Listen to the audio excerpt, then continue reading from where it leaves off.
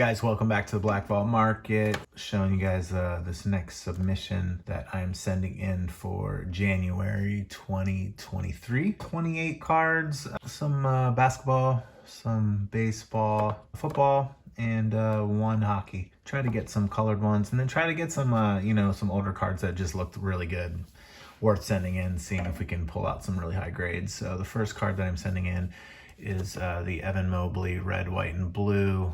This one just came across it. Perfect centering. Surface is perfect. It should probably gem. Second one is this Luka Doncic. I've been getting a lot of the colors on different years. You know, after the rookie ones kind of get priced out, I go after the second and third years.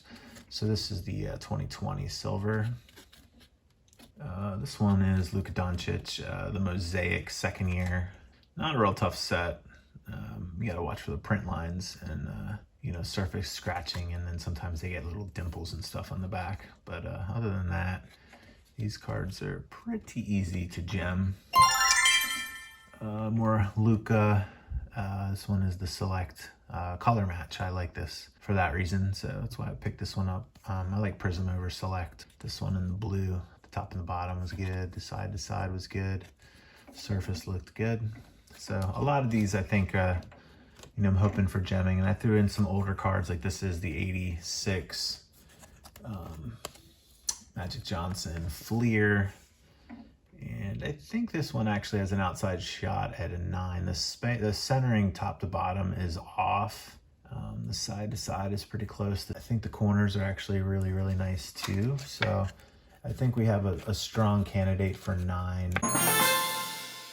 Probably an 8 if they're being stingy that day. I'm sending in a lot of stuff that I think will gem, so they'll probably be tougher on the more vintage-ish type cards. So I wouldn't be surprised if this comes back an 8. Next up, we got the, what is this, the 86, the Topps Chrome, the 86 Tribute. Judge. The real 86 cards are so hard to get in 10s. This one's cool though, so I sent that one in. This one is the 1990, I think it's either 90 or 91 Bowman Judge Refractor. Not many people have graded this card, so on the beginning of that trend. This is the 84 the Judges. So, on cards like these, you're gonna hope for a 10, and this spacing, corner, surface, all these looked really, really solid. So expecting 10s on most of these. Vlad Guerrero, 2019 Topps Chrome. I've gemmed a lot of Alonzo's, and I sold my last Vlad that I had in a 10, so found a good raw copy so I can replenish the one that I just sold. And this one was the 2019 International Affair. So I'd never seen this card before. This is a sneaky one. Pretty low pop, I think, too, in the refractor version. So we're sending this Judge in. This bow, I have never gotten a 10 on 87 Fleer. Actually, it's pretty tricky. You gotta get the spacing here, and I don't know if this has to be equal to that. That's what I would assume. And the side to side looks pretty solid. Surface looked pretty good. I think this, no real chipping on the blue. It'll probably come back a 9, but I like to throw in a couple Hail Marys and see what we get. Speaking of Hail Marys, this 83 Ryan Sandberg, I sent one in a different order. This one actually isn't as nice. I think we're probably going to get a 9, but centering's quite good on this. The corners I think could be a little sharper, so that's kind of why I think they'll probably give it a 9. But this is a good copy. So take a shot. They don't all have to be 10s. Same with this one. Dave Stewart, why would you send that in? Just looks good. Centering's good, solid. These are ones that, it's fun to send in the ones that you find for $1. I got this for $1. There's nothing to lose. Comes back a 9, and I don't want it. You break even. Comes back a 10. It's a great win. Tim Raines rookie, same thing. I got this for $2. This card is huge in a 10. It's a sneaky one, but you know, they just don't give out 10s very often. These are kind of similar to like the 1980 Topps basketball, where the panoramic is, sometimes it's just hard to find what they're looking for in the centering on this. So realistically, it would probably come back a 9. That would still be pretty good come up for paying $2 for it raw, you know. Next up, we have Joe Burrow Select. These are just base cards, but you know, Burrow he's the real deal, and I collect his cards, and I have a lot in all brands, and whenever I find something that looks 10 worthy, I'm going to snag it up. I think he's got a long shelf life. So that's the Select, what was that? The Select club level. Then I have a pair of Select. These are Premier. These both, you know, I'm hoping to gem all 3 of those actually. Next is Prism Black. I had a lot of luck on this card. Pretty easy set really once you understand what they're looking for on the centering and stuff, and if your eye's good and you make sure there's no print lines or, you know, slight scratches or dimples in the back or any white on these corners back. So expecting a 10 on that. This is something I got off of eBay, which is not easy as it used to be to find good raw cards on there. This next one is Josh Allen. I think this will probably come back a 9. Outside chance at a 10, but I don't think it's like a dead ringer. So it depends really on what the grader sees and how flexible he's being.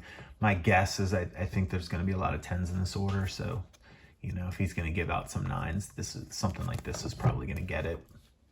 This is, I think, what, 2011 Topps Tom Brady. Someone came and like wiped out all my 10s in the store last week, and I gotta replenish them. This is a cool one. I've had a refractor of the Topps Chrome, and this copy looked good. This is just an insert, League Leaders 2006 Topps. Just centering looked nice. You know, these aren't crazy big, but you know, when you get a card that just has all the characteristics of a 10, you get it for a couple bucks, like take the gamble. It's fun. There's a 2004 Rookie and Stars Brady. So again, I'm trying to build up my collection back up. The lady that buys all my odd year Brady stuff.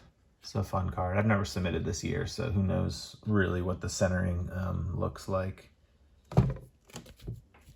2002 Upper Deck Brady, the UD Superstar. So it's an older card.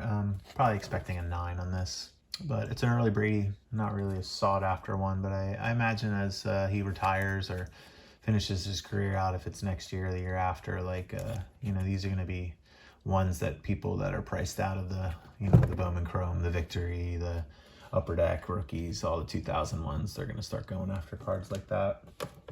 This next one, I got these for $5 each, and these ones look really good. I went through about 10 and found these 2. So the centering's great, services are great on these. Even the back centering is really solid. So I would not be shocked if these both came back 10s. You know, in a situation like this, you get a 9 and a 10, you're still doing real well. $5 a pop, can't lose.